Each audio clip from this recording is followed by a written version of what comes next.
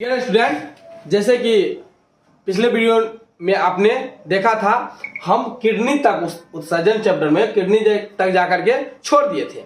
और ये जो उत्सर्जन चैप्टर का जो ये सेकेंड लेक्चर है, मतलब वीडियो नंबर 2 है। पहले इससे पहले वाला वीडियो को आप देखिए, उसके बाद इस वाला को आप देखिए तो अच्छा से समझ में आएगा।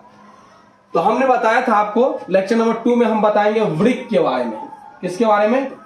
वृक्क। यदि इंग्लिश में वृक्क को कहते हैं किडनी। क्या बोलते हैं लाडलो? किडनी। उर्दू में यदि कहेंगे तो इसको आप गुर्दा भी कहा जाता है। गुर्दा। वृक्क कहिए, इंग्लिश में कहना है तो किडनी कहिए या गुर्दा कह दीजिए उर्दू में। अब ये जो आप चित्र आपके बगल में दिख रहा है, ये आपके गुर्दा का ही चित्र है। ये गुर्दा का चित्र, हाँ, जिसको आप इंग्लिश में किडनी कहते हैं। यह किडनी आपके शरीर में स्थित होता है, तो पता है आपको, लेकिन कैसा दिखता है, इसका संरचना कैसी है, इसका कार्य क्या है, इस सब के बारे में आप उतना भी नहीं जानते होंगे। तो इन्हीं के बारे में इस वीडियो में हम लोग जानने वाले हैं। सबसे पहला कि वृक्क है क्या गुरुजी? तो वृक्क सबसे पहला बात, महत्वपूर्ण बात कि वृक्क गुरुजी ये हमारे शरीर के सबसे महत्वपूर्ण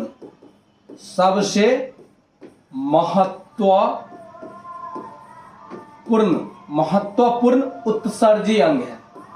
उत्सर्जी अंग है। उत्सर्जी अंग को आप अंडरलाइन कीजिए। क्यों गुरुजी? क्योंकि ये बात महत्वपूर्ण है। ये आपके शरीर में जितने भी उत्सर्जी अंग हैं, जैसे मैंने बताया था, नाक है, यकृत है, बड़ी आंत कहिए, त्वचा कहिए, आंख कहिए, किडनी कहिए, वगैरह वगैरह, बहुत सारा मैंने पिछले वीडियो में नाम बताया था। ये जो किडनी है ये सबसे महत्वपूर्ण उत्सर्जी अंग है। यदि आपसे पूछा जाए सबसे महत्वपूर्ण उत्सर्जी अंग, तो आप क्या नाम दोगे? किडनी। इसीलिए हम अन्य उत्सर्जी अंग के बारे में नहीं पढ़े हैं, त्वचा के बारे में नहीं पढ़े हैं, हम अभी आपको यकृत के बारे में नहीं पढ़े हैं, लेकिन उत्सर्जन चैप्टर में आप वृक्क के बारे में, किडनी के बारे में पढ़ रहे हो। क्यों पढ़ रहे हो? क्योंकि यह उत्सर्जी अंग में सबसे खास अंग है, सबसे महत्वपूर्ण अंग है, सबसे इंपोर्टेंट अंग है। इसीलिए इस वीडियो में हम उत्सर्जन चैप्टर में हम अन्य उत्सर्जी अंग के बारे में नहीं, अपितु हम वृक्क के बारे में पढ़ते हैं। तो यहां से क्लियर है वृक्क क्या है गुरुजी? तो वृक्क हमारे शरीर के सबसे महत्वपूर्ण उत्सर्जी अंग है। दूसरा बात गुरुजी, यह स्थित कहां होता है? तो यह स्थित होता है, आप याद कीजिए, जयप्रगम के पार्ट नंबर 1 पोषण में आपने पाचन तंत्र का चित्र पढ़ा था। तो पाचन तंत्र में आपने एक इस प्रकार से चित्र देखा था डायफ्राम। इस प्रकार से डायफ्राम का चित्र देखा था। इस डायफ्राम के नीचे ही ये स्थित होता है। यहां पर ये डायफ्राम से ढका होता है। तो ये यानी कि वक्ष गुहा में पाया जाता है, डायफ्राम के नीचे पाया जाता है। वक्ष गुहा में कहा? डायफ्राम के नीचे। इसकी संख्या कितना होता है गुरुजी? ये डायफ्राम के नीचे, डायफ्राम के नीचे स्थित होता है, लेकिन डायफ्राम से ढके हुए होता है। ये इसकी संख्या क्या होता है गुरुजी? तो संख्या आप देख ही सकते हैं। ये को आपको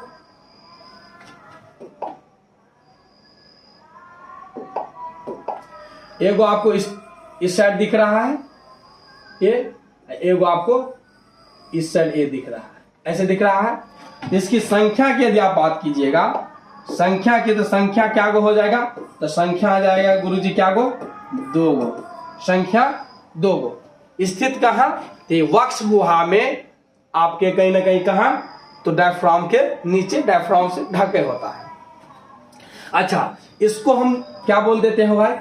इसको हम बोल देते हैं वृक्क। यही आपका वृक्क है, किडनी। यही आपका क्या है? वृक्क। तो वृक्क 2 हो गया।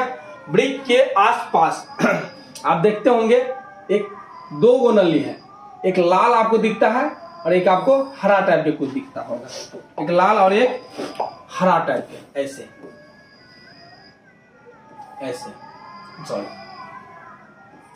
तो एक होता है शीरा और एक होता है धमनी। ये हालांकि धमनी होता है, ये शीरा होता है। अंडरस्टैंड? धमनी और शीरा के बारे में आप परिवहन चैप्टर में पढ़े हैं कि धमनी और शीरा जो है वो कहीं न कहीं एक रास्ता का काम करता है, ब्लड को आने जाने का। नहीं, ये ब्लड को आवागमन कराता है संपूर्ण शरीर से, और CO2 युक्त रक्त शीरा के माध्यम से जाता है हमारे हृदय में, हृदय से पुनः फेफड़ा में, और फिर फेफड़ा में CO2 लेकर के ऑक्सीजन मिला दिया जाता है, और ऑक्सीजन युक्त रक्त पुनः धमनी के माध्यम से पूरे शरीर में जाता है। आपने परिवहन चैप्टर में ऐसा देखा है। यानी कि धमनी जो होता है O2 युक्त रक्त, मतलब ऑक्सीजन युक्त रक्त को शरीर में परिवहन करता है, और पूरे शरीर से CO2 युक्त को ये पूरे लाने का काम करता है शीरा। तो धमनी शीरा। उसके बाद ये आप इसे पाइप जैसा, इसे नली जैसा एक आकार के आपको यहाँ संरचना दिखती होगी। इस संरचना को अपना लोग नाम देते हैं मूत्रवाहिनी। क्या नाम देते हैं? मूत्रवाहिनी। यानी कि मूत्र का वहन करने का काम करेगा मूत्रवाहिनी। तो दोनों मूत्रवाहिनी, दो गो मूत्रवाहिनी। ये आपको यहाँ थैला जैसा संरचना दिख रहा है, ऐसे ना। इस थैला जैसा संरचना का नाम दे, जैसे मूत्र बना तो भाई मूत्र कहीं रुकेगा ना जी। मूत्र का आसन के लिए तो कोई अंग होना चाहिए ना। तो ये है आपका मूत्राशय। मूत्राशय, ये क्या है? मूत्राशय। ये क्या है? मूत्राशय। और ये आपको इस प्रकार से एक मूत्राशय आगे नली के रूप में निकलती है। इसको आप कहते हैं मूत्र मार्ग। क्या कह देते हो? मूत्र मार्ग। इससे मूत्र को क्या किया जाता है? त्याग किया जाता है। आगे हम बात करते हैं, हालांकि इस सभी अंग के बारे में बाहरी संरचना हमने बताया। अब हम बात करते हैं किडनी पर। चूंकि हम किडनी पढ़ रहे हैं तो आप यहां, हालांकि आपको चित्र में यहां ये स्पष्ट उतना साफ दिखता नहीं है,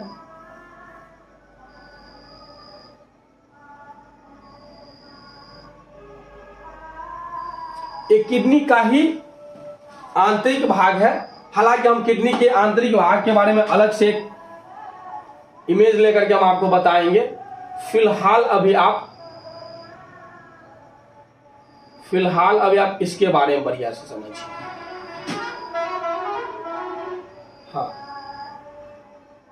हाँ, देखिए, ये जो होता है ना किडनी,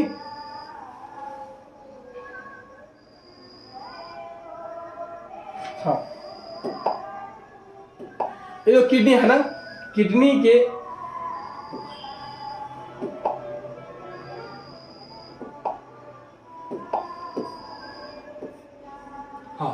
एक किडनी जो है, इस किडनी के जो बाहरी परत है, किडनी किसी झिल्ली से घिरी होती है। किडनी जो होती है एक झिल्ली से घिरी होती है। वो झिल्ली को हम नाम देते हैं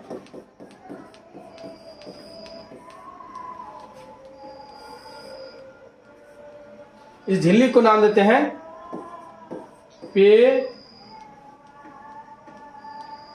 पेरिकार्डियो झिल्ली। पेरिकार्डियो झिल्ली से ही घिरी होती है। और इसके अंदर आप देखिएगा, इस प्रकार से जो आप वृक्क का संरचना देखे हैं, इस प्रकार से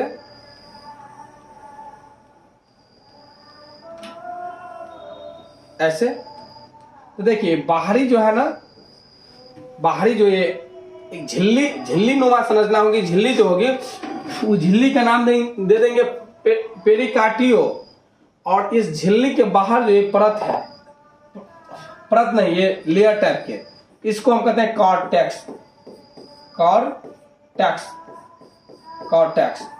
इसके अंदर वाला मीडियम में जो है, मिडिल में, इसको हम बोलते हैं मेडुला। क्या बोलते हैं? मेडुला।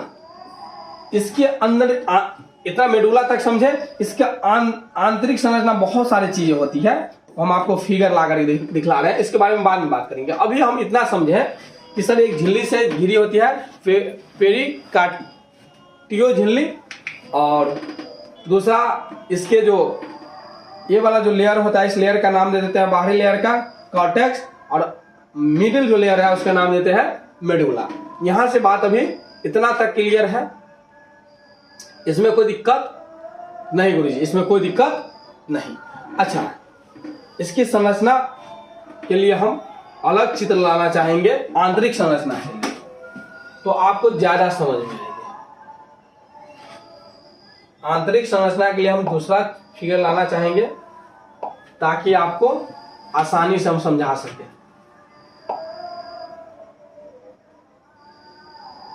गुड, चलिए ये इस आंतरिक संरचना ये है आपका। अच्छा, यहां एक आकृति आपको दिख रही है, ये असल में ग्रंथि होता है, अधिवृत्त, हाँ अधिवृत्त करके, अधिवृत्त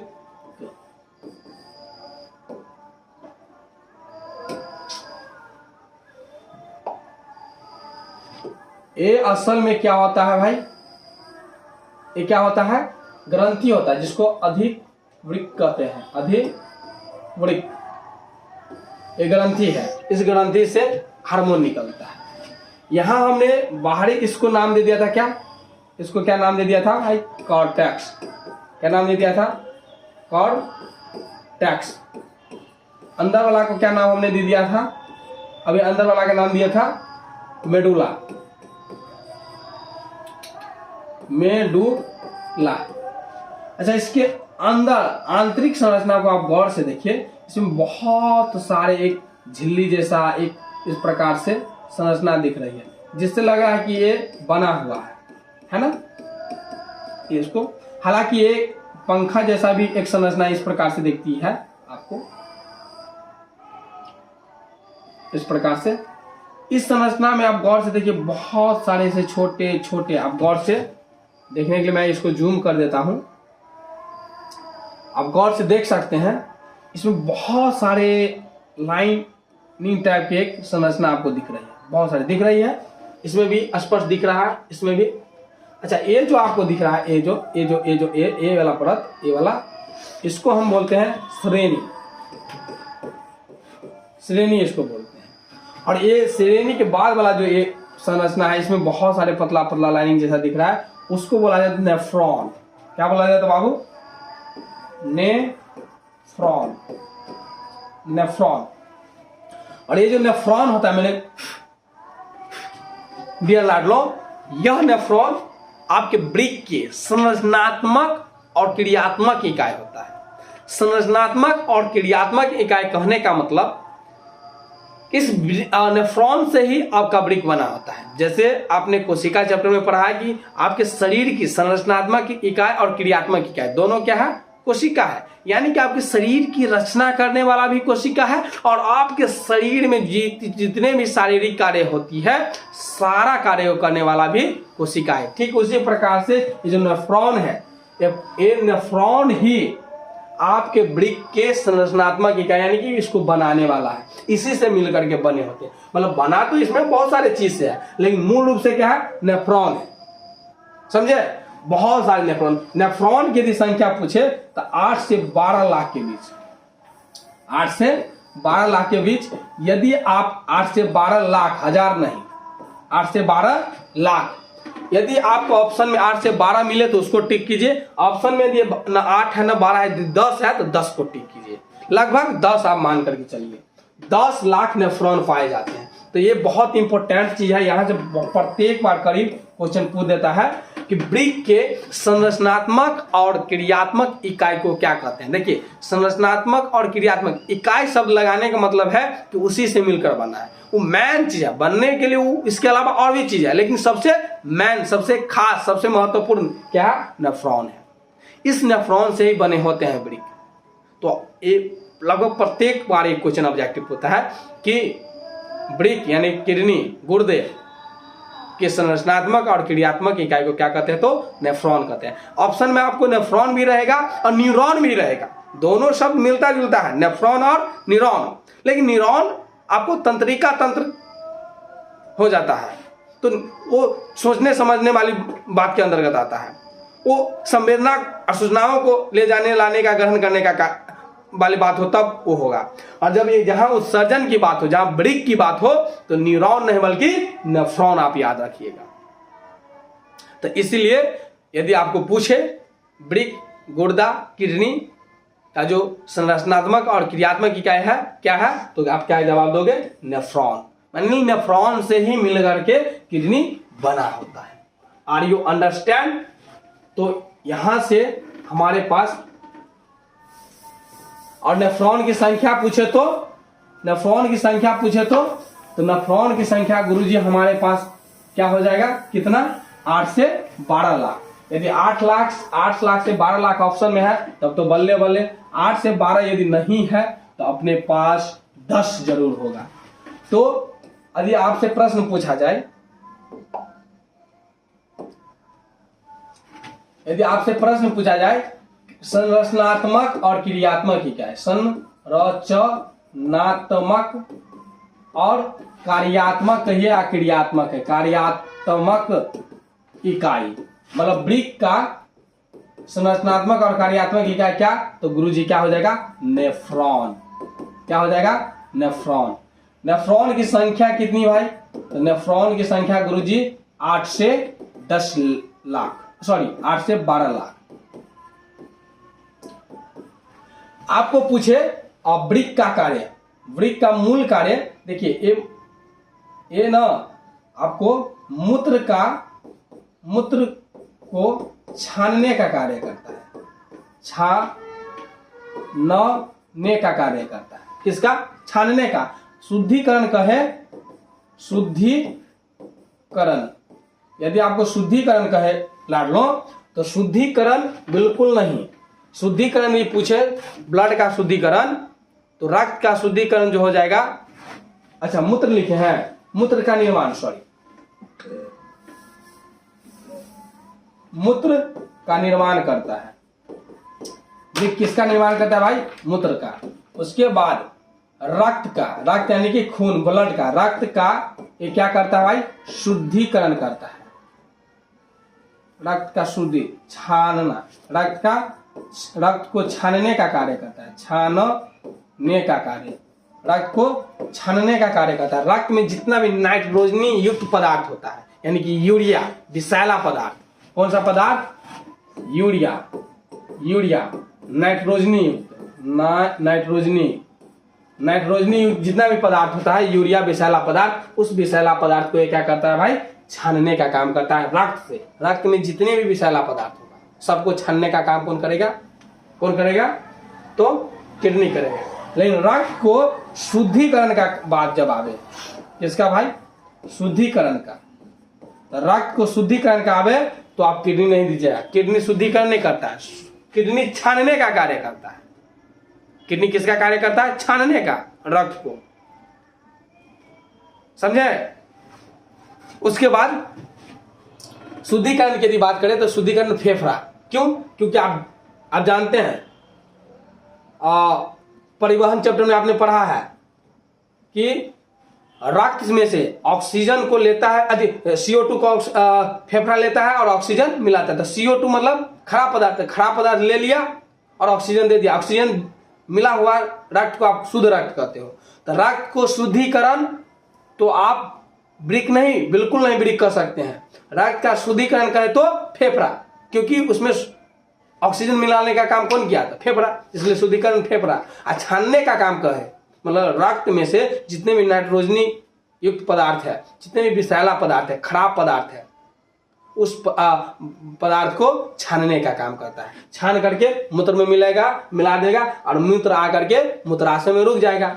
नहीं, अच्छा मूत्राशय में कितना मूत्र रुक सकता है सर, तो लगभग आधा लीटर, आधा लीटर के आसपास आप मूत्राशय में मूत्र को रोक सकते हैं। इसलिए ना आप देखते होंगे जब 2-4-5 घंटा आपको हो जाता है तो सर 5 मिनट बैठा नहीं सर ऐसे करते होंगे नहीं, अरे 10 मिनट रुक के बाद देंगे सर बड़ी जल्दी नहीं करते हैं। क्यों? क्योंकि आधा लीटर के आसपास उसकी क्षमता है, उससे ज्यादा होता है तो फिर आपको लगता है कि हा भर रहा है। चलिए क्या जो भी चीज, तो रक्त को छानने का काम कौन कर दिया भाई? तो रक्त को छानने का काम कर दिया गुरुजी। क्या वृक्क, और शुद्धिकरण का काम क्या कौन सा कर दिया? क्या कौन किया? तो फेफड़ा। क्लियर अजी? और इसका कार्य पूछे वृक्क का, तो वृक्क का मूत्र को छानने का, सॉरी अभी रक्त को छानने का, मूत्र निर्माण के का, उसके बाद ब्लड प्रेशर यानी बीपी, ब्लड का जो दाब होता है, रक्त दाब, इस रक्त दाब को भी ये नियंत्रित करता है, रक्त दाब को भी नियंत्रित करता है। मतलब चूंकि इसमें रक्त आया फिर रक्त को भेजेगा तो कुछ ना कुछ तो नियंत्रित करेगा ही। उसके बाद आपको ये जितने भी जहरीला पदार्थ होते हैं आपके रक्त के साथ आता है, उसको जहर को नष्ट करने